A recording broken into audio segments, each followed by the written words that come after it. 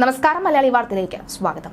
സിദ്ധാർത്ഥിനെതിരായ ക്രൂര റാഗിങ്ങിലും ആൾക്കൂട്ട വിചാരണയിലും പൂക്കോട് വെറ്ററിനറി സർവകലാശാല അധികൃതർ വിദ്യാർത്ഥികൾക്ക് എതിരെയെടുത്ത നടപടി റദ്ദാക്കിയ വൈസ് ചാൻസലറുടെ നടപടി റദ്ദാക്കുകയായിരുന്നു തിരുവനന്തപുരത്ത് കഴിഞ്ഞ ദിവസം എത്തിയ ഗവർണർ ഉടനടി ചെയ്ത കാര്യം. Vice chancellor doctor PC. ശശീന്ദ്രനെ വിളിച്ച് രണ്ട് ചോദ്യമാണ് മുന്നോട്ട് വെച്ചത് ഗവർണർ. രാജിവെക്കുന്നോ അതോ ഞാൻ പിടിച്ച് പുറത്താക്കണോ എന്ന്. ഇതിൽ ഏത് വേണമെന്ന് തനിക്ക് തീരുമാനിക്കാം എന്നായിരുന്നു ഗവർണർ വി.സിക്ക് മുന്നിൽ വെച്ച ഉപാധി. ഉടൻ തന്നെ രാജിക്കത്ത് നൽകുകയായിരുന്നു.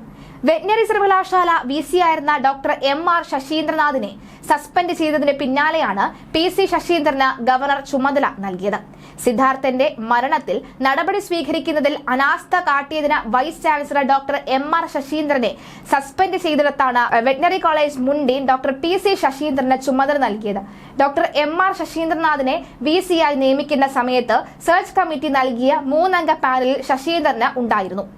വിദ്യാർത്ഥികൾക്ക് എതിരെയെടുത്ത നടപടി നിയമോപദേശം വൈസ് ചാൻസലർ റദ്ദാക്കിയതാണ് ഗവർണറെ ചൊടിപ്പിച്ചത്.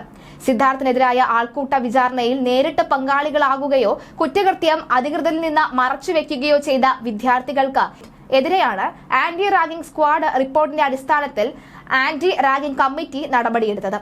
31 പേരെ കോളേജിൽ നിന്ന് പുറത്താക്കുകയും ഹോസ്റ്റലിൽ ഉണ്ടായിരുന്ന 90 പേരെ 7 ദിവസത്തേക്ക് സസ്പെൻഡ് ചെയ്യുകയും ചെയ്തു.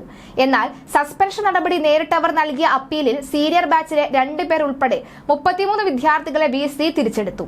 സർവകലാശാലയിലെ ഉന്നത ഉദ്യോഗസ്ഥരിൽ ഒരാളുടെ സ്വന്തക്കാരായ വിദ്യാർത്ഥികളെ സംരക്ഷിക്കാനുള്ള ധൃതി പിടിച്ചുള്ള തീരുമാനം വി.സി കിട്ടിയ അപ്പീൽ ലോ ഓഫീസർക്ക് നൽകാതെ സർവകലാശാല ലീഗൽ സെല്ലിൽ തന്നെ തീർപ്പാക്കുകയായിരുന്നു. ആന്റി റാഗിംഗ് കമ്മിറ്റി അന്തിമ റിപ്പോർട്ട് നൽകുന്നതിന് മുൻപേ സർവകലാശാല നൽകിയ ശിക്ഷാ ഇളവ് നിലവിൽ റിമാൻഡിലുള്ള പ്രതികൾക്ക് സഹായകരമാകും. ഈ സാഹചര്യത്തിലാണ് ഗവർണറുടെ അടിയന്തര ഇടപെടലും വൈസ് ചാൻസലറുടെ രാജിയും ഉണ്ടായത്.